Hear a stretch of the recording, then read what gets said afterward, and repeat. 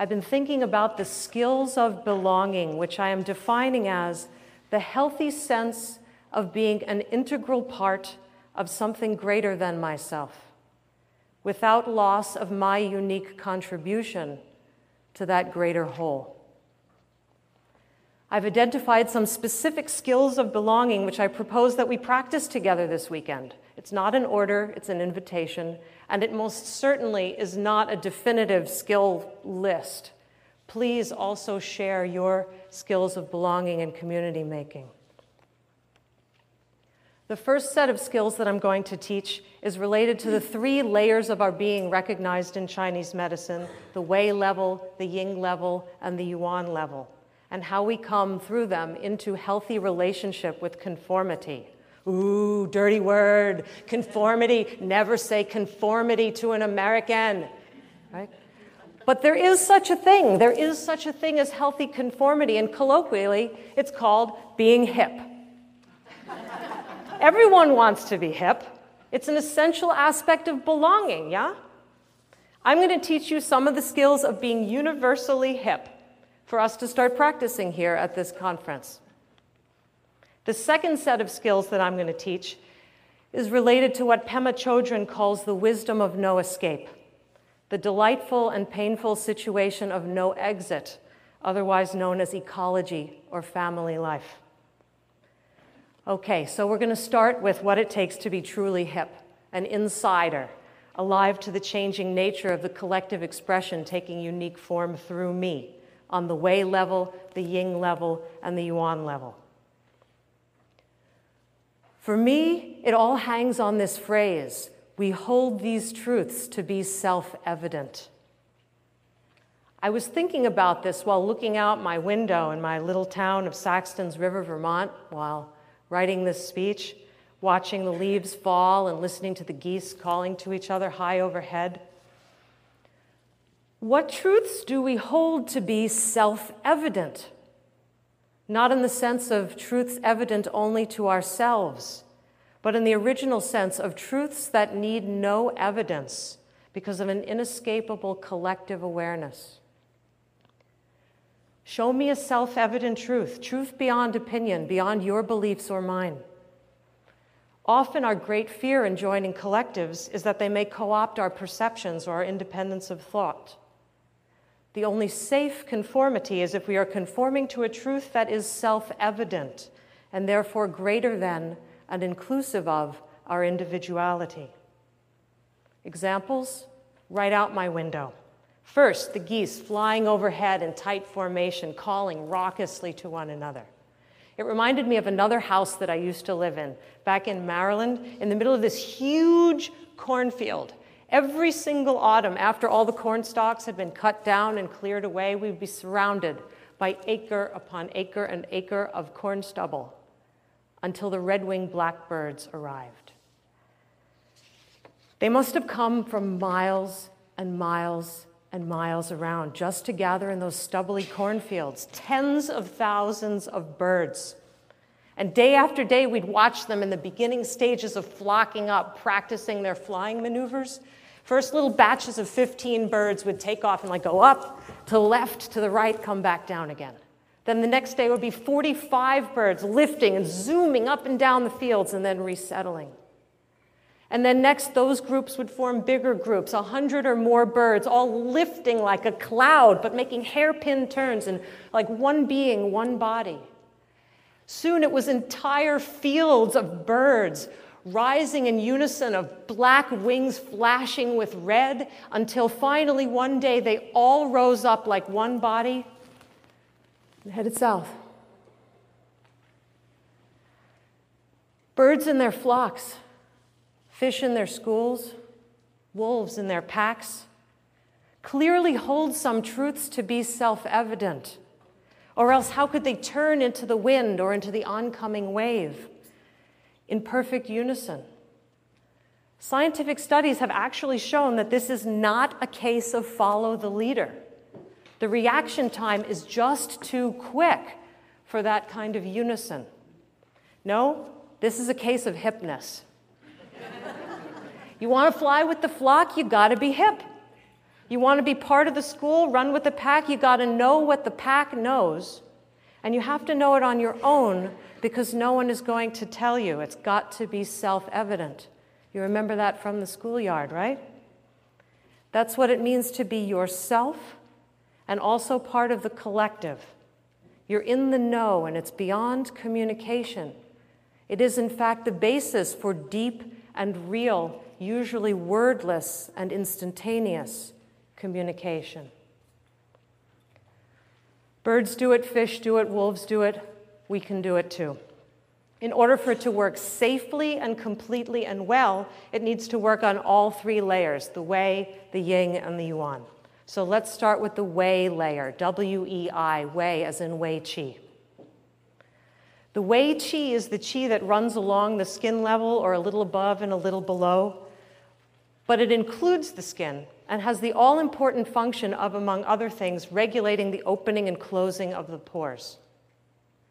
This has tremendous significance as far as the felt sense of separateness or even isolation within a crowd versus our ability to flock up and become one of the pack. Please join me in this experiment and you'll see what I mean. I promise I won't make you do anything silly or something like that. That's my job. Okay. It's an internal exercise, if there is an internal or an external by the end of this exercise. So first, just sit in your chair and be aware of your own skin. Your skin is your dividing line, and for now, let's make it a solid line. So close your pores and sit there inside your skin like a little fortress. My skin, my body, my container. Yeah. Sit there in your skin like an egg in a shell. And while sitting inside your skin like an egg in a shell, look at the people just near you, sitting in their skin.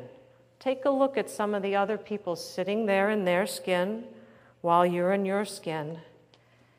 And notice all the space between you. You're in your skin, they're in their skin, and notice the space. And take a look around the room, too. Stay in your skin, stay inside your skin, and from inside your skin, look around at the spaces. All the little, it's like a giant egg carton. All these little eggs in their little separate seats, very individual. One man, one vote. All these separate individuals in the room and all the space in between. Yeah. Okay. Enough of that for now. You can shake a little bit if you want to, because what I'm going to ask you to do now is open your pores. Open your pores and let your skin breathe. Inhale. Exhale through your skin. Your skin breathes. Your pores are sky doors. Open up your sky doors. You are not contained within your skin. What a silly idea.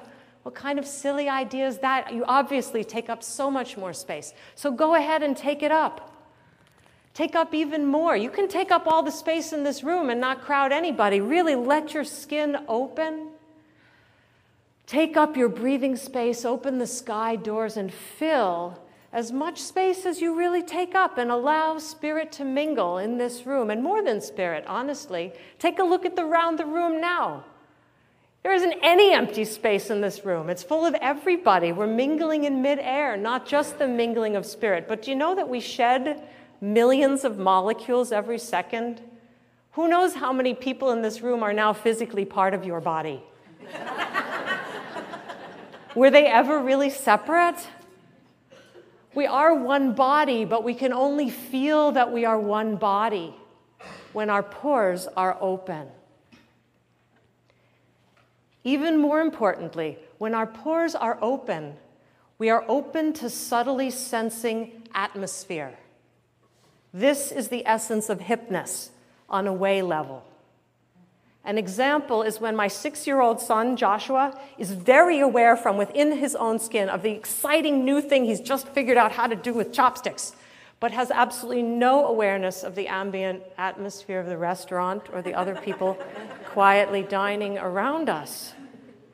And what a huge, huge difference it makes to my son to be reminded to open his pores and feel the restaurant and everyone in it, and thereby naturally find his place within it, rather than to be told, you put those chopsticks down, you cut that out, if you don't cut that out, we're going to leave this restaurant. Did you hear what I just said? That doesn't cultivate hipness.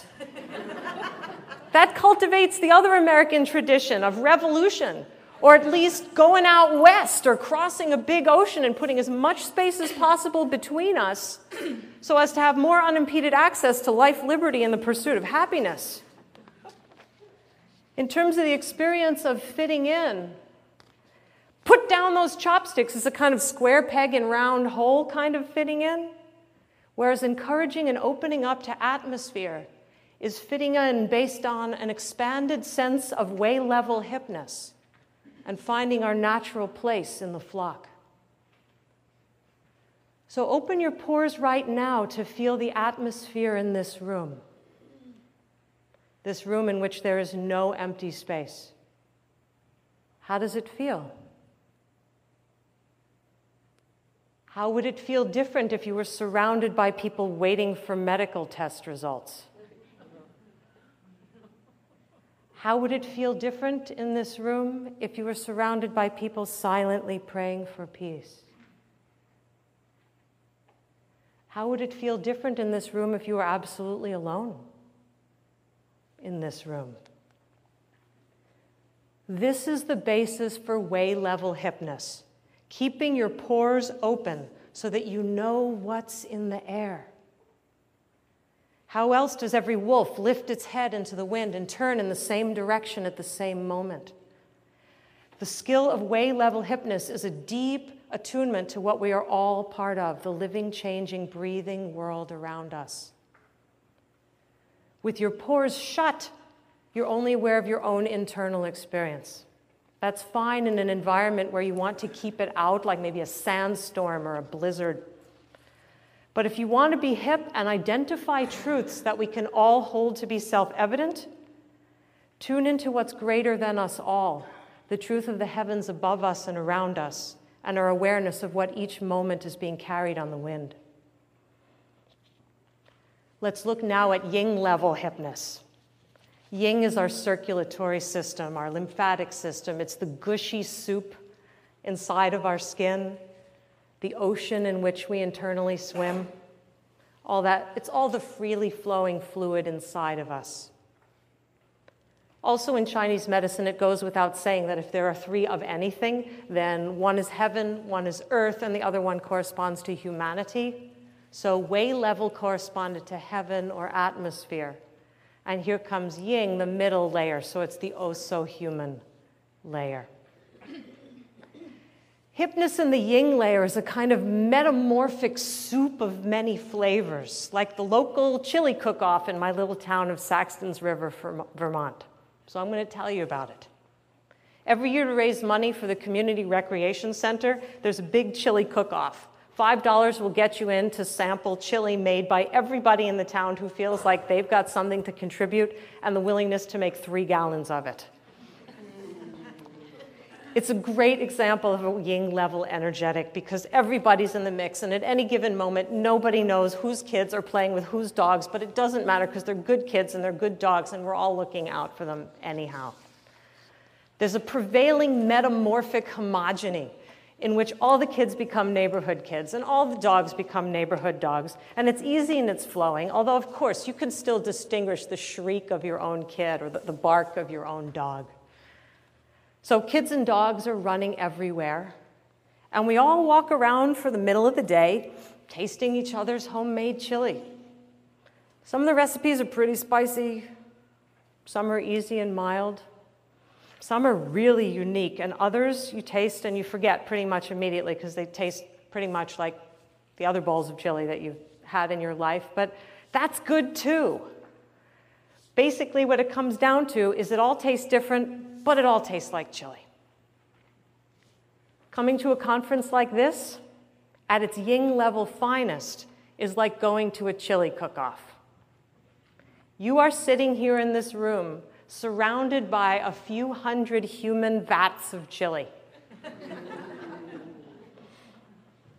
Yeah. Sure, maybe you never met them before. Sure, maybe they're a recipe for chili that you never tasted before, but get your spoon out. Remember the Saxton's River Chili Cook-Off motto. It all tastes different, but it all tastes like chili. Same with the different styles of Chinese medicine that you're going to be exposed to here. Some of them may be unfamiliar. Some of them are definitely not going to be the way that you learned the recipe. Okay, take a sample, share what you have to share too. This ongoing exchange, the exchanging, the ongoing exchange is the key to hipness on the yin level. Everything you taste changes your own yin a little bit. As a result of what you take in, even little bitty samples, whether you like it or not, your yin isn't quite exactly the same flavor as it was a few moments ago, nor the same as it will be a few minutes from now. But there's always a kind of chef's signature on the mix that makes it your own. You don't have to be consistent in a yin tasting. In fact, that is the secret to success at being hip on the yin level. You go around tasting chili, approaching everybody as an opportunity to sample a new flavor of human or a new flavor of Chinese medicine, and you don't worry what yours tastes like. You just share it, knowing that it's different than it was before, and a moment later it's going to be different again because of what you're integrating and what you sample from other people. You know that by tomorrow, theirs is going to be different too. And you keep on exchanging. Truths that are self-evident slowly emerge over time on this level through trusting the ongoing process of exchange. If you just keep sampling and sharing, there's a familiarity which develops, a cohesion and a continuity, but this one doesn't happen immediately like the opening and the closing of the pores. Yin is the result of a digestive process, and we need time to sample each other's cooking and digest each other. The important thing here is to keep at it. Keep giving your samples, keep tasting. And over time in the slowly forming tribe, there's a recurrence of flavor and a recurrence of theme that eventually begins to feel like home.